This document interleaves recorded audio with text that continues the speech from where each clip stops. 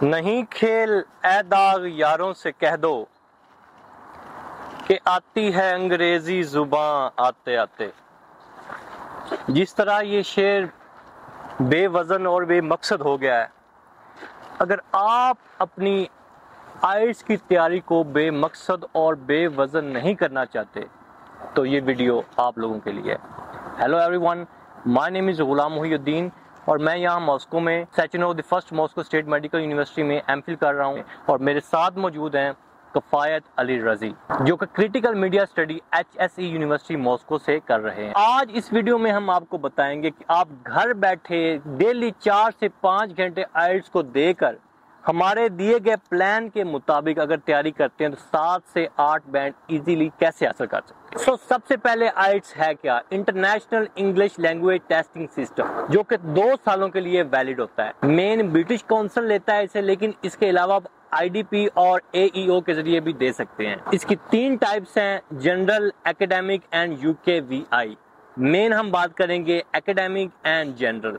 और इसके 4 मॉड्यूल होते हैं, राइटिंग, रीडिंग, लिसनिंग और स्पीकिंग। यस। तो सबसे पहले हम बात करेंगे कि अगर हम अपने घर में बैठे आइल्स की तैयारी करना चाह रहे हैं तो उसके लिए कौन कौन सी चीज़ें हमारे पास होनी चाहिए और किस तरह से हम आइल्स की तैयारी घर बैठे कर सकते हैं। सबसे पहले जो बुनियादी चीज़ है, आपके पास ऐसी डिवाइस होनी चाहिए जिस पर आप पढ़ सकें और जिस पर आप ऑडियो सुन सकें। ओके। और दूसरी जो मेन चीज़ है, इसके आपके पास मटेरियल होना चाहिए जो कि कैम्ब्रिज की बुक बहुत ज़्यादा रेकमेंड की जाती है। उसमें आइल्स के बहुत सारे जो पुराने टेस्ट हैं उनको मिलाकर एक जिस तरह मॉडल पेपर टाइप है उस तरह का एक पेपर तैयार किया जाता है, जो कि हमको अमूमन ऑनलाइन भी मिल जाता है, जो फ्री ऑफ कॉस्ट भी मिल जाता है, उसका मसला नहीं है। वो मिलकर उसके साथ आपने ऑडियोज़ होती हैं, उसमें साथ आपने रीडिंग वगैरह करके तो आपने वो उससे प्रिपरेशन करनी होती है।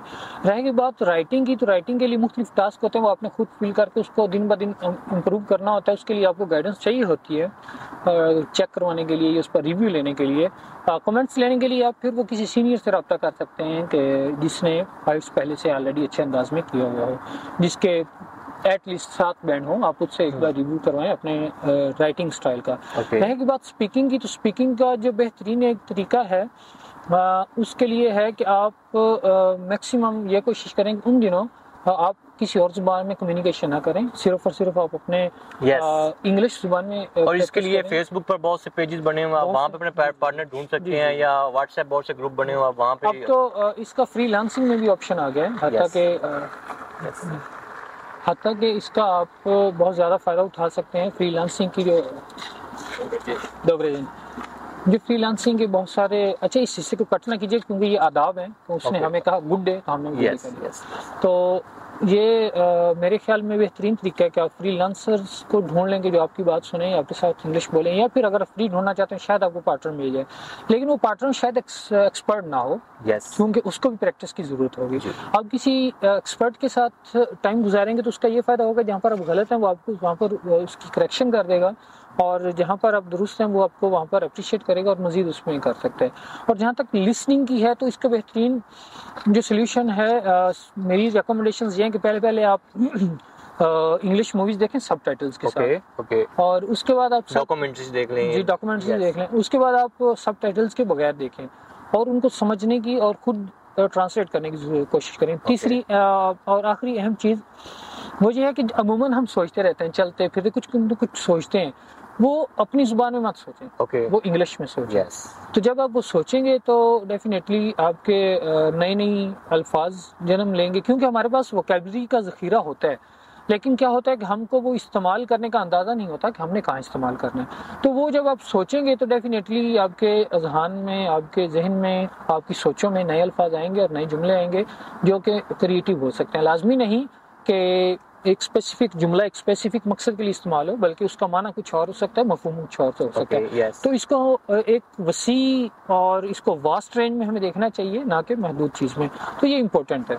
एकेडमी जो है ये ज्वाइन करनी चाहिए, या एक जो हमारे जैसा मिडिल क्लास बंदा है वो अपने घर में भी अच्छी तैयारी कर सकता है, या एकेडमी ज़रूरी है इसके लिए? देखिए गुलाम मोहिउद्दीन, आपने भी घर भी तैयारी की थी, मैंने भी घर में की थी, तो मुझे नहीं लगता कि ये जरूरी है। नहीं, मैंने घर में तैयारी की, लेकिन देखें 2 तरह के लोग हैं।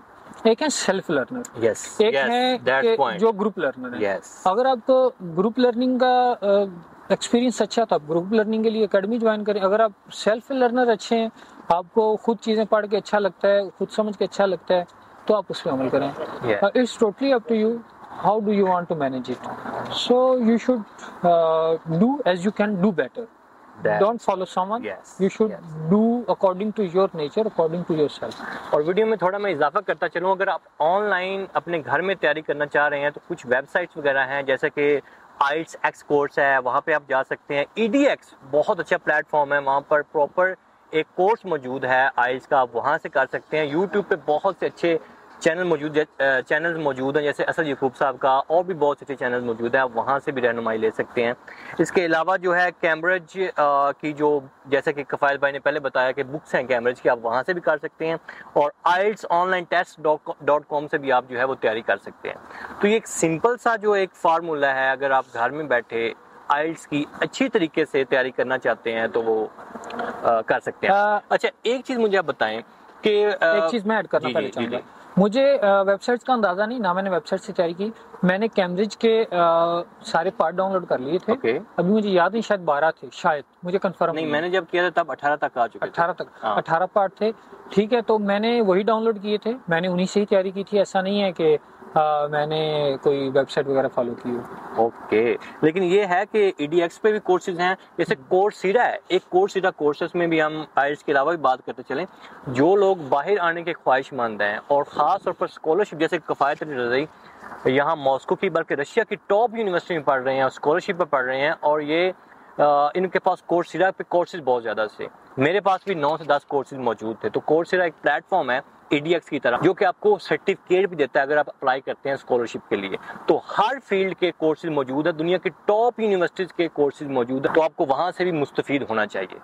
जी कफ़ायल भाई, कुछ और आप ऐड करना चाह रहे हो? एक और चीज़ कि लोग जो है ना वो साथ अपना मोबाइल रख के बैठ जाते हैं और साथ कहते हैं हम IELTS की तैयारी कर रहे हैं, मोबाइल मैसेज आया व्हाट्सएप पर, साथ फेसबुक खोल रही, इस तरह के जो इंस्टाग्राम रील्स देखना शुरू कर दी। तो इसको किस तरह हम कम कर सकते हैं, किस तरह जो है वो हम चीज़ों को बेहतर मैनेज कर सकते हैं? देखें गुलाम मोहिउद्दीन, कभी भी ना एक चीज़ क्लियर है कि कभी भी आपको जो तवज्जो है ना वो उस चीज़ से आपको हमेशा डिस्टर्बेंस होगी कि जो आपको दूसरी तरफ खींच कर ले जा रही है आपकी तवज्जो को।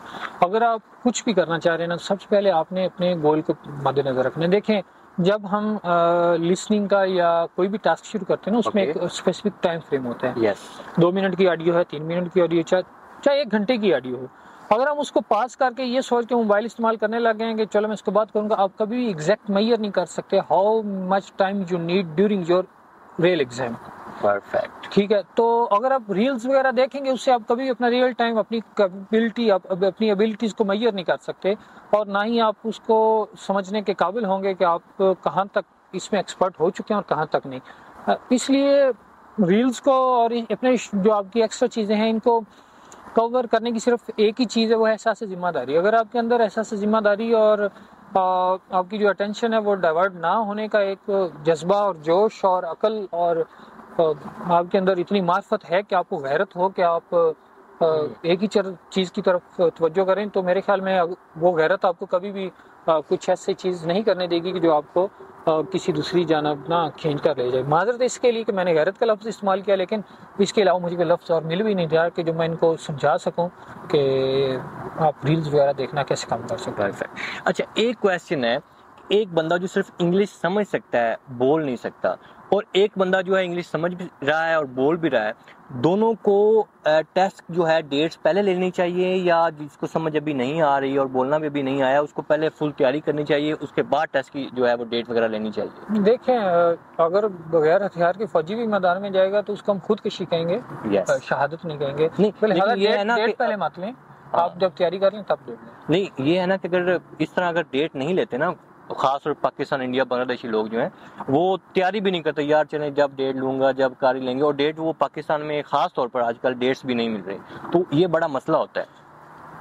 इस बारे में कुछ कह नहीं सकता, ठीक है, और ये इतना इम्पोर्टेंट भी नहीं कि आपने इसी महीने ही करना है। ठीक है, आपको टाइम देना चाहिए, मैक्सिमम टाइम देना चाहिए, जल्दी कम शैतान का। अगर आप बिला वजह इसके अलावा हर एकेडमी जो है, माजरत इसके अलावा हर एकेडमी जो है वो मॉक टेस्ट लेती है, तो आप जाएं 4-5 एकेडमी टेस्ट दें। अगर आपको लगे कि मेरा बैंड जो डिज़ायर्ड बैंड है 7 है, 7.5 है, 8 है या 6.5 है, आपके वो आ रहे हैं, तो उसके बाद आप जो डेट लेना शुरू कर दें या डेट ले लें।